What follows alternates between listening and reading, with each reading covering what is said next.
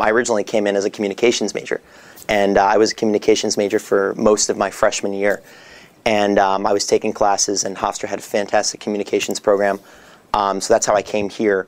And then I realized by the end of my freshman year that that simply wasn't what I wanted to do. I wanted to be in education, and I wanted to be in English, and I really wanted to teach. So I, kind of figured out within that first year that that was truly my passion. And then luckily enough, Hofstra was able to offer that to me. They had a great education program. They had a fantastic English department. So I really kind of latched onto it by the end of my freshman year. So I was really happy and fortunate as well, because I didn't have to transfer after I realized that I needed to make a change. I had a lot of really fantastic professors and mentors along the way throughout my education at Hofstra, and I was really fortunate in that respect. In the English department, my thesis advisor, my senior thesis advisor, was Dr. Sani, and we had met multiple times throughout my junior and senior year. I'd had her as a professor 3 times prior to actually doing my research, and she was a fantastic kind of wealth of information and knowledge, and she really kind of pushed me. Even when I thought I couldn't go any farther, she really continued to push me, and in the end I'm happy because I came out with what I thought was a really fantastic senior thesis. In terms of the education department, I was very involved with the Association of Supervision and Curriculum Development, or ASCD, and one of my mentors was Dr. Esther Fusco. She's the chairperson of the School of Education, and she's absolutely fantastic.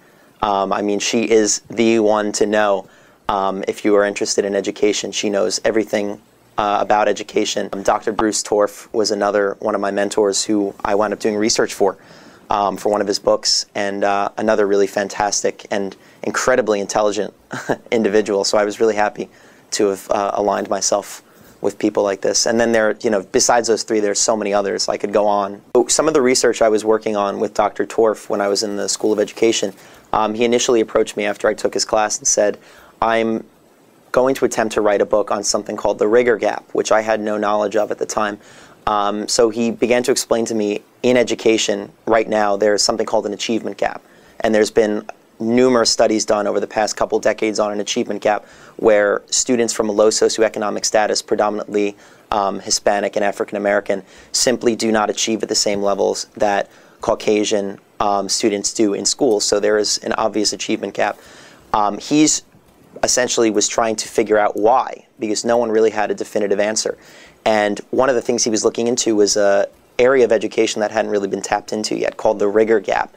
And essentially the rigor gap is the idea that students from low socioeconomic statuses, African American, Hispanic students, are coming into the classroom, and teachers are simply expecting less of those students because they are African American, Hispanic, or from a low socioeconomic status. So they're giving them easier work and essentially perpetuating the cycle. I was, one of the first people I think that he had asked to really start any research, and I think it really kind of provided me with an even greater passion and respect for education as a field of study.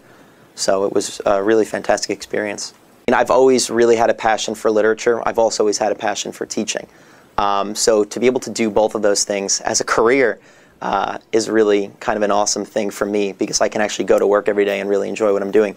Having graduated in May, I consider myself very fortunate because I am now employed in a school district. I'm going to be a 9th and 10th grade English teacher. I'm incredibly excited. I'm going to be starting obviously in September. And it's really a dream come true to me, because it's everything that I've wanted for the past few years here, and it's really all worth it now. So to be able to graduate and know that after this incredibly long, rewarding but difficult process that was education, I'm finally there. I finally made it. And I really think that my mentors here at Hofstra, the things I've experienced both in the field and in the classroom have really helped kind of supplement the passion that I already had for the field, and it also helped in the interview process as well. It's a very competitive market, and I think that I was very fortunate to have some of the tools to really go in confident and competent as well. And in the end, I think that's what really kind of set me apart.